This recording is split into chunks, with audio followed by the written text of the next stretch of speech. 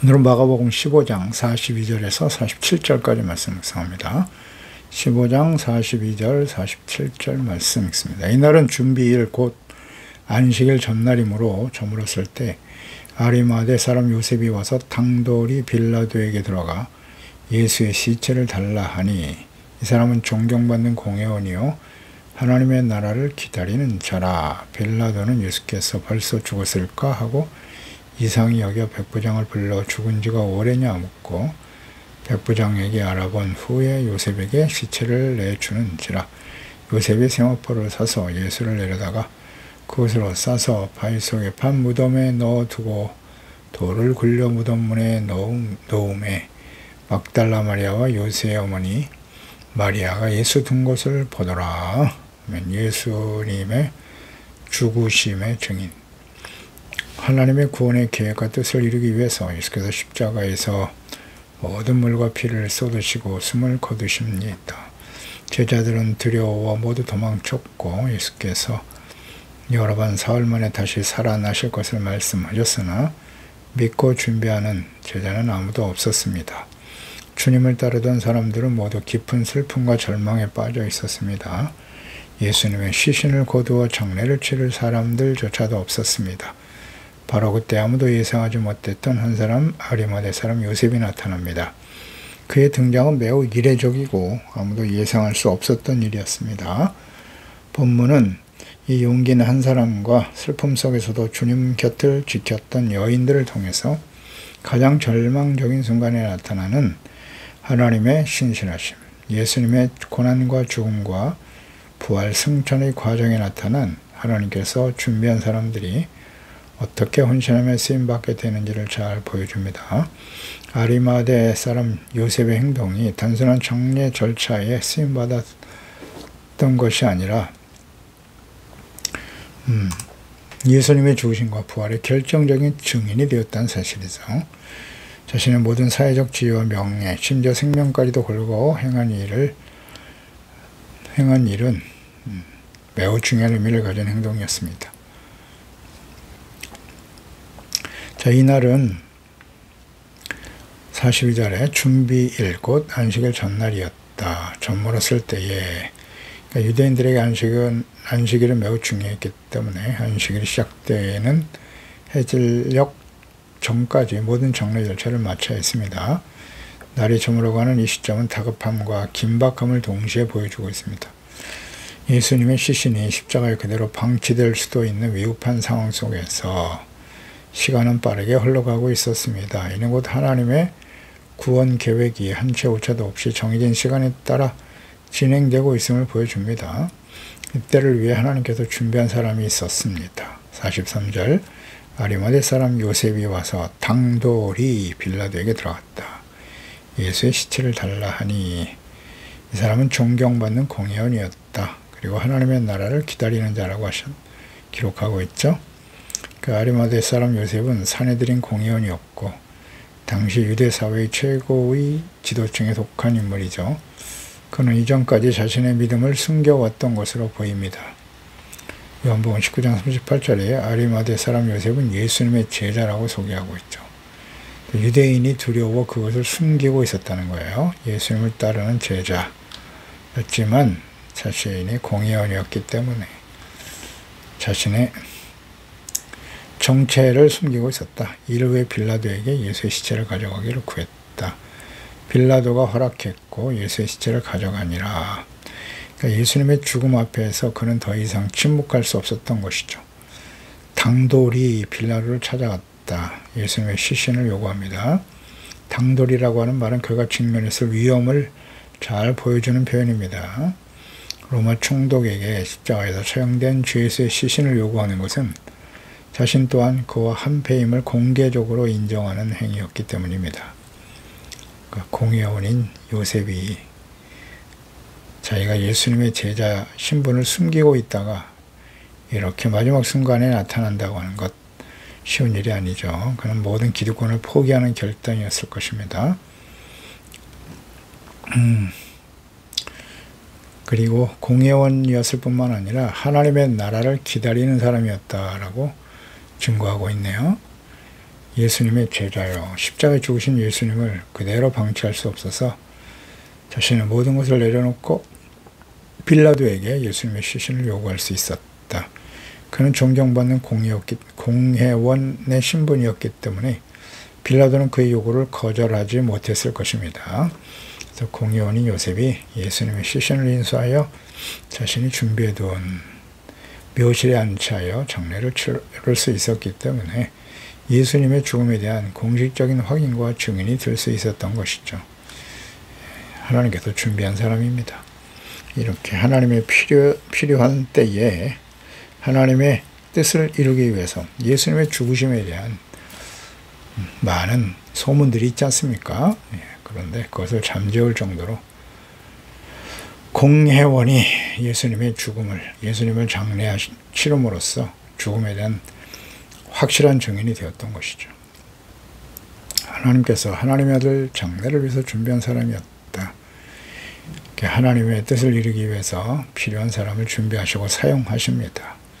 오늘 이 시대 우리가 처한 환경이나 상황에서 우리를 구원하신 하나님의 뜻에 대해 깊이 묵상하고 하나님의 나라와 뜻을 위해 쓰임받는 사람이 되어야 하는 것이죠.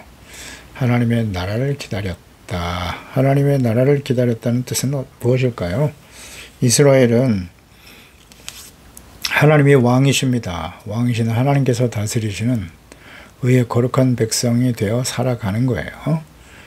의의 나라가 하나님이 왕이 되어 다스리시는 의롭고 거룩한 나라가 하나님의 나라예요. 이것을 간절히 사모하고 있었다는 것이죠.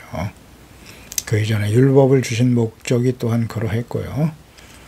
이스라엘이 이방인들에 의해서 짓밟힐 수밖에 없었던 것은 왕이신 하나님을 버리고 사람이 왕이 되어 다스리는, 그리고 우상숭배의 죄악에 빠졌기 때문이죠. 거룩함을 상실하고 왕이신 하나님을 버린 결과였다는 사실이에요. 하나님의 나라의 회복, 왕이신 그리스도를 간절히 기다리고 있었다는 것이죠. 대부분의 사람들이, 공회원들이 예수님을 그리스도로 인정하지 않았거든요.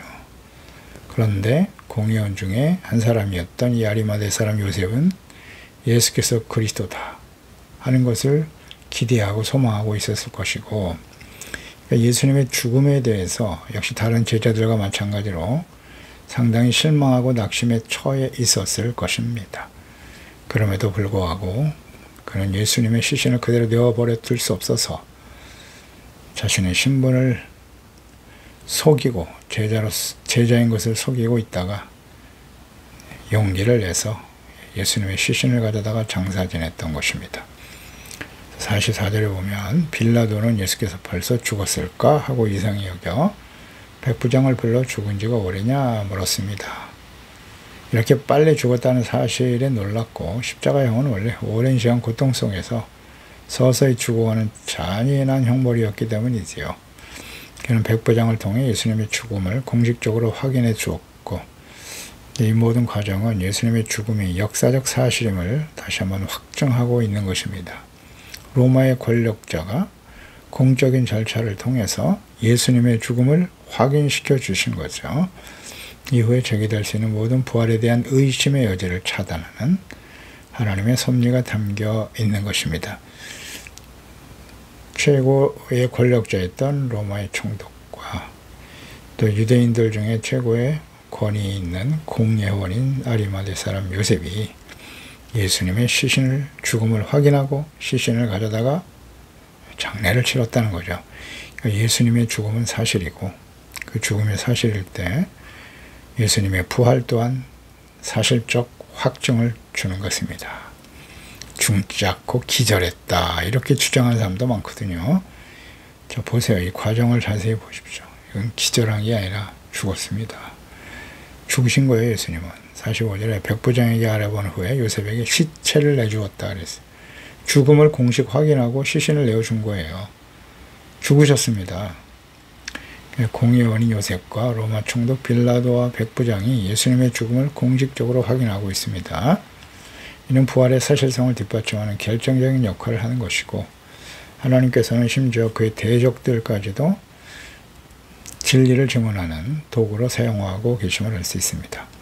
예수님의 십자가 죽으심과 사흘 만에 다시 살아나시는 부활, 이것이 복음의 핵심이죠. 핵심입니다. 예수님께서 부활하셨기 때문에 하나님의 아들이심을 증거할 수 있는 것이고요. 예수님이 하나님의 아들이심을 확증해 주는 사건이에요. 예수님의 부활이 없다면 죽으심이 사실이 아니고 부활이 없다면 어떻게 될까요? 고린도전서 15장 12절 이하죠. 그리스도께서 죽은 자 가운데서 다시 살아나셨다 전파되었는데 너희 중에 어떤 사람들은 어찌하여 죽은 자 가운데서 부활이 없다 하느냐? 만일 죽은 자의 부활이 없으면 그리스도도 다시 살아나지 못하셨으리라. 그리스도께서 만일 다시 살아나지 못하셨으면 우리가 전파하는 것도 헛것이고 너희의 믿음도 헛것이다. 또 우리가 하나님의 거짓 증인으로 발견될 수밖에 없는 것이고 우리가 하나님이 그리스도를 다시 살리셨다고 증언하였습니다. 만일 죽은 자가 다시 살아난 일이 없으면 하나님의 그리스도를 다시 살리지 아니하셨으리라. 그러니까 예수님의 죽으심과 부활은 거짓일 수밖에 없다는 거죠. 만일 죽은 자가 다시 살아난 일이 없으면 예수님이 부활하지 않으셨다면 그리스도도 다시 살아나신 일이 없었을 터이요.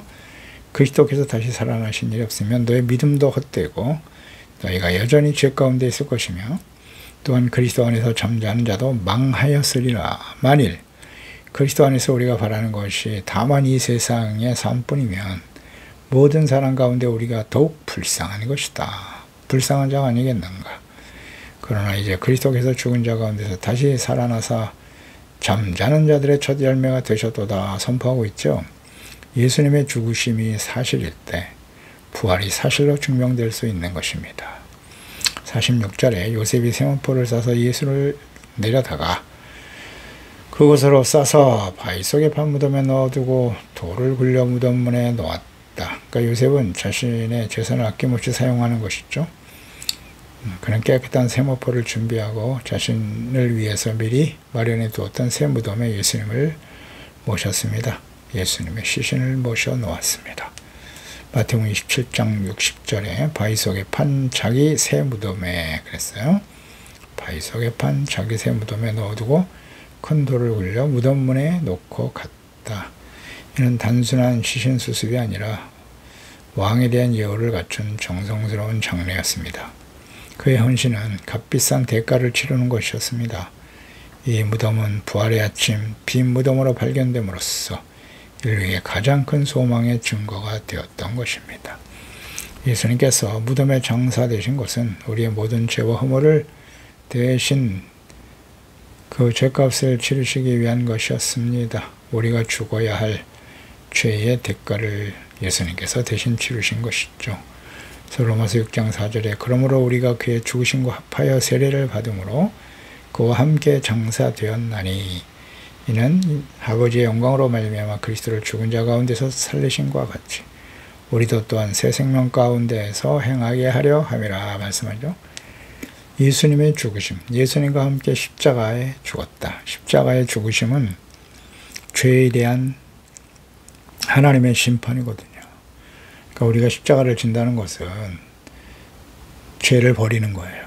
죄에 대한 대가가 얼마나 무서운가를 깨닫고 진실한 마음으로 회개하고 육체의 정욕, 안목의 정욕, 이 세상의 자랑을 쫓아 살아왔던 죄악된 삶을 그리스도와 함께 십자가에 못 박는 거예요. 버리는 겁니다. 회개를 의미하는 것이죠. 회개하고 예수 그리스도의 보혈, 복음을 믿음으로 다시 살아나신 예수 그리스도를 믿음으로 말미암아 죄에 대해서 죽고 의에 대하여 다시 살아나게 하시는 새 생명 가운데 살아가는 것입니다. 옛사람은 죽었고 의의 새사람 거룩한 주의 자녀로 살아가는 것입니다. 우리는 그리스도의 이름으로 세례를 받음으로써 죄와 허물로 가득한 옛사람을 장사 지낸 거예요. 이와 생명으로 가득한 거룩한 새사람으로 거듭나게 되는 것이죠. 이 진실로 그리스도를 영접한 자는 무덤 속에 장사 지낸 바 된 시체와 같은 육체의 욕심을 따라 살았던 옛사람에게로 돌아가는 다시 옛사람으로 돌아가는 어리석음을 반복해서는 안 됩니다. 에베소서 5장 14절 이하죠. 잠자는 자여 깨어서 죽은 자들 가운데서 일어나라. 그리스도께서 너희에게 비추이시리라 하셨느니라. 그런즉 너희가 어떻게 행할지를 자세히 주의하여 지혜 없는 자같이 하지 말고 오직 지혜 있는 자같이 하여 세월을 아껴라. 때가 악하니라. 그러므로 어리석은 자가 되지 말고 주의 뜻이 무엇인가 이해하라. 술 취하지 말라. 이는 방탕한 것이니 오직 성령의 충만함을 받으라고 말씀하고 있죠. 깨어 일어나라. 어떻게 행할지, 예수 그리스도를 믿고 의롭다함을 얻고 생명을 얻은 사람들은 어떻게 행할지를 주의하여 지혜 없는 자같이 하지 말라는 거예요. 그래서 성령의 충만함을 받아서 4장 22절 이하에 너희는 유혹의 욕심을 따라 썩어져가는 구습을 따르는 옛사람을 벗어버려야 돼요. 이게 깨닫고 회개하고 버리는 거죠. 오직 너희의 심령이 새롭게 되어야 하고 하나님을 따라 의와 진리의 거룩함으로 지으심을 받은 새 사람을 입으라. 명령이죠. 하나님이 입혀주시는 게 아니라 내가 입어야 돼요. 이미 우리는 죄사함 받았어요. 용서받고 의롭다함을 얻었으니 그에 합당한 삶을 살아가라는 거예요. 의와 진리의 거룩함으로 지으심을 받은 새 사람을 입어라. 우리가 해야 할 일이 구원받은 이후에 은혜 받은 자들이 해야 할 마땅한 일입니다. 47절에 막달라 마리아와 요새 어머니 마리아가 예수 둔 것을 보더라 그랬어요. 제자들은 모두 다 도망쳤고 공의 원인 요셉이 왕이신 예수님을 정중하게 장례하였고 이를 끝까지 지켜본 여인들이 있었습니다. 예수님의 장례를 지킨 여인들은 안식 후 첫날에 예수님의 무덤에 찾아와 부활의 첫 증인이 될 수 있었습니다. 사실 이 여인들도 예수님께서 다시 부활하실 것이다 라는 것에 대한 믿음이 전혀 없었습니다. 어떻게 하면 예수님을 바르게 장례 치러드릴까 하는 생각으로 찾아왔다가 예수님이 부활하셨다는 사실을 알게 되고요. 증인이 될 수 있었습니다. 그러니까 예수님의 죽으심에 함께한 자들이 부활의 영광에 참여하게 될 것입니다. 옛사람은 그리스도와 함께 십자가에 못 박혀야 돼요. 죽어야 돼요. 육의 생각은 사망이에요. 육신의 생각대로 살면 사망에 처할 수밖에 없어요. 육에 속한 생각을 회개하고 버리고 성령님의 인도하심을 따라 의의 거룩한 하나님의 자녀 백성답게 살아가도록 끊임없이 기도하고 성령의 도우심을 구하는 자들이 되어야 할 것입니다. 기도하겠습니다. 하나님 아버지, 오늘도 저희들이 예수 그리스도 안에서 그리스도의 십자가의 죽으심과 부활하심을 통해서 우리도 그리스도와 함께 우리의 육체의 욕심을 따라 살아왔던 사망에 처한 옛사람을 십자가에 못 박아버리고 예수 그리스도와 함께 의와 거룩함, 생명의 사람으로, 영의 사람으로 다시 살아나게 하시는 은혜를 감사드리옵나이다. 주여, 우리는 이제 새 사람입니다. 옛사람이 아닙니다. 육체의 욕심을 따라 살던 죄악된 삶을 벗어버리고 날마다 죽노라 고백했던 사도 바울과 같이 우리 옛사람을 끊임없이 십자가에 못 박아버리고 의와 거룩함, 진실함으로 지음을 받는 새 사람을 옷 입는 저희들이 되게 하여 주시옵소서.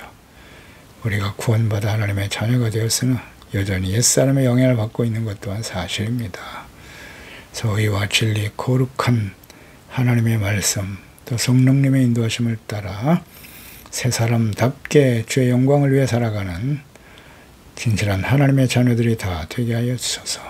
선을 행하는 자는 생명의 부활로 나오리라 하셨으니 주님 오시는 날 혹은 우리가 개인적으로 주님을 맞이할 때 생명의 부활로 의의 멸류관과 생명의 멸류관을 받아 누릴 수 있는 우리 모두가 되게 하여 주시옵소서. 예수님의 이름으로 기도드리옵나이다. 아멘.